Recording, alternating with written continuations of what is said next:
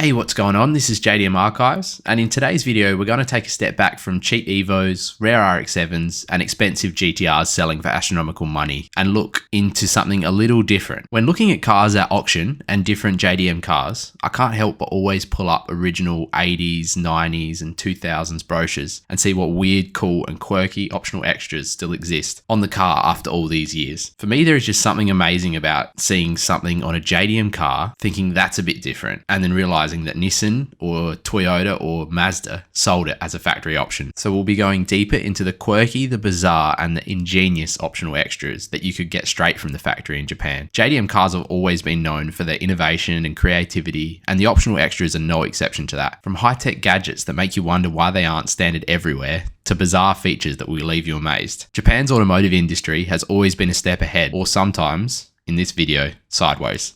So we'll be going through my top 10 quirkiest JDM optional extra parts. Whether you're a die-hard JDM fan or just someone who loves cool car trivia, you should enjoy this list. So we're going to explore just that, the eccentric and fascinating world of the Japanese domestic market, or JDM. So the first factory fitted extra part on our list, double stack wing from the late model Subaru Impreza WRX STI GC8s. And these were optional on the Type R and RA, and also featured as the standard factory option on a controversial but one of my personal favourite JDMs, the S201. So this car is the definition of weird JDM. I did a full 20-minute video lapping over this car for sale right now in Japan, so consider subscribing if you're into this niche kind of JDM content, as I plan to cover more and more content like this. So in brief, this car's body kit was fully designed with a wind tunnel and is functional despite its bizarre looks. And you can't have a top 10 JDM video without including at least one Subaru. As for pricing, it's hard to identify what's OEM and what's OEM replica, so I wasn't really able to determine anything with that. So I'm putting the double stack wing on the list of top 10 weird JDM parts. And moving over to the tiers list, and for the reason that it hits both functional, weird, rare, and could only be designed looking like this from Japanese engineers, this has to be above the Toyota Century flagpoles. So I'm making this an A tier factory option. Next up, we have one of the weirdest optional extras ever. I could be saying this a few times in this video, but let me introduce to you the RX-7 slippers, or as it's labeled in the brochure, Nardi driving shoes. Yep, that's right, you could purchase with your RX-7 driving shoes that were branded as Nardi. Interestingly, this was an Infiniti RX-7 option, so recapping from other videos, Infiniti is like what Lexus is to Toyota, a luxury brand of the same car. Infiniti, Mazda. And it's actually not as surprising as you think, as Nardi did a lot of collaboration with JDM legends, and just showing the Nardi RX-7 steering wheel on screen now. And I seem to remember that that I've sold now, Mitsubishi Galant VR4 Type V, which was a manual twin turbo, came with a Nardi wheel as well. So Nardi made a few appearances throughout the 90s and 2000s. So as far as pricing goes, these cost from new 24,000 yen, which works out as $153 in this brochure, which is 1993. So putting this through an inflation calculator, this is $331.99 for practically slippers.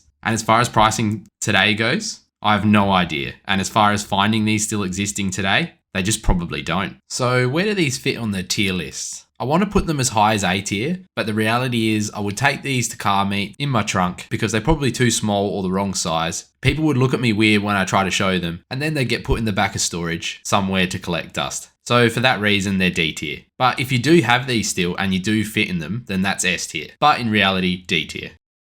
So next up at number 4, we are revisiting the Toyota Century again, briefly for one of the coolest VIP style options you could get for your Century, and that is factory fitted Toyota Century curtains. So these curtains were available for both the left and right rear door windows, and were also available in the rear window above the trunk. So these you can still find for sale every now and then, with these ones for sale for 44,900 yen, which is $286. So it's fair to say that $500 would buy you the full set of original curtains, which is too much in my opinion, so I'm going to put these in at B tier with the flagpoles.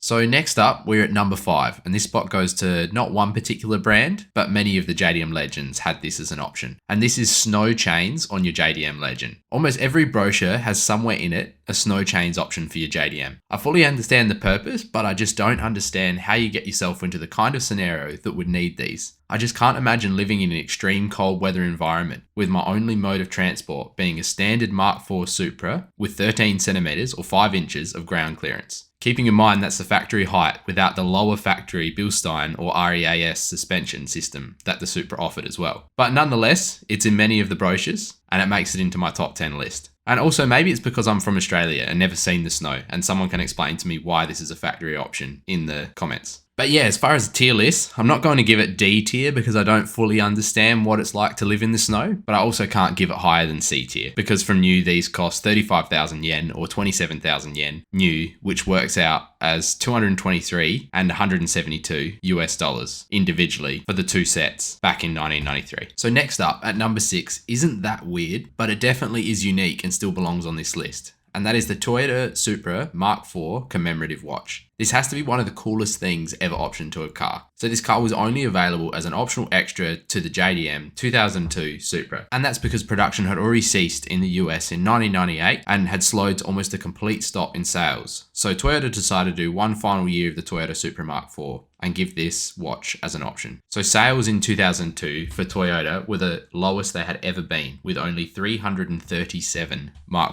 Supras sold, and production holding in July, meaning that this watch was only available as an option for 337 Supras. Each watch was also marked with its production number, and I tried to dive as deep as I could into these watches, and the highest production number I could find was in the 100s. And for that reason, this is an absolute S tier of a part with your Toyota Supra. And as far as price goes, it's unknown, but in some forums, I've found one that was purchased recently for around 4,000 US dollars. Next up at number 7 is active aeros. As far as I'm aware, both the Toyota Supra and the Mitsubishi 3000 GT or GTO or Stealth are the only JDMs that offered active aeros. So active aeros, which you're probably familiar with on the Bugatti Veyron and Koenigsegg, change the shape of the car based on driving parameters, or in the case of these JDMs, manual deployment with a button or by surpassing a certain speed. What makes these features so weird is that the original design testing on these cars was nowhere near the extent of the other supercars that have had active aeros. And if you were modding your car, as JDM manufacturers intended, for track use or higher speeds, probably also modding the original bodywork, rendering the optional extra as nothing more than a party trick. Nonetheless, I do love quirky, outdated features, so I personally would be showing everyone this if I had this option, but it well and truly deserves a spot in the top 10. As far as placing this in a tier, it's tricky. It's super rare, really weird, very cheap at only 7,000 yen on the Supra, which is 45 US dollars, which is absurd when you consider the price of the Infiniti RX-7 Nardi shoes. So it kind of has to be placed as high as A tier, next to the S201 R and RA double stack spoiler. At number 8, we have another piece of apparel on a very unique car, and that's the Umbrella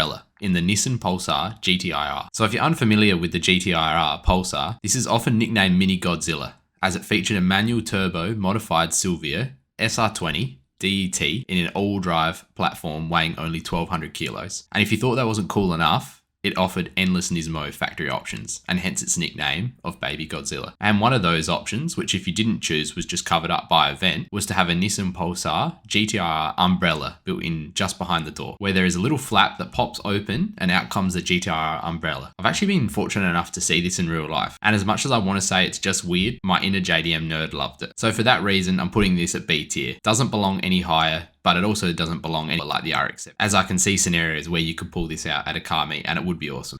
So number 9 on the list comes on another very unique car, and that is the JDM Honda NSX-R GT, with specifically the dress-up kit having the Formula 1 style intake. As everyone knows, the NSX was designed alongside the famous and Formula 1 driver Senna, who also wore slippers while driving JDM cars. So maybe I should rethink the D-tier racing slippers. And the Series 2 featured a body mod that allowed the Honda NSX to have a Formula 1 style intake, where the logic for this was to get cold air further away from the road or track, which can get quite hot. So Honda called this a rear hatch garnish, which I'm sure sounded a lot better before it was translated. So this modification I want to put in A tier, but Senna, Formula 1, Honda NSX R GT, it has to be S tier with the Supra watch.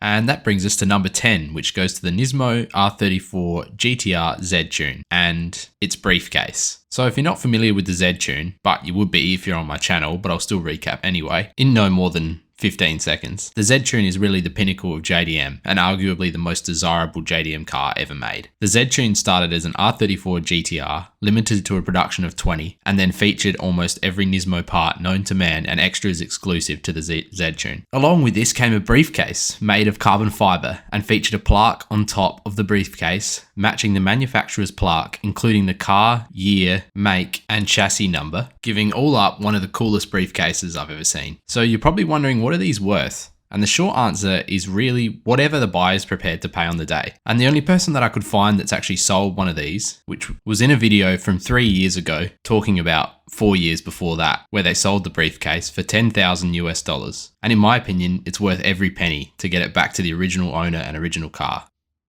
Now, this is an obvious one, S-tier factory part, with no even thought passing through my brain to put it anywhere else. If there was an option to go higher than S, this would be on it. A carbon fiber Z-Tune briefcase with matching production number to the car that it was sold with. Doesn't get better than that. So now that that's the last part, what did you think of the way I've ordered these parts? Do you agree? And that concludes our look into the weirdest and quirkiest JDM factory parts. From flagpoles on the Toyota Century to RX-7 racing shoes and the infamous Nismo Z-Tune briefcase and Toyota Supra watch, we've explored some of what I think is the most unique and fascinating factory-fitted options that the JDM automotive industry had to offer in the 90s and 2000s. Well, if you've made it this far, I really appreciate you watching. And if you're interested in Japanese car auctions, unique Japanese parts, or old original brochures like me, I'd like you to consider subscribing. Thanks for watching, and I'll see you in the next video.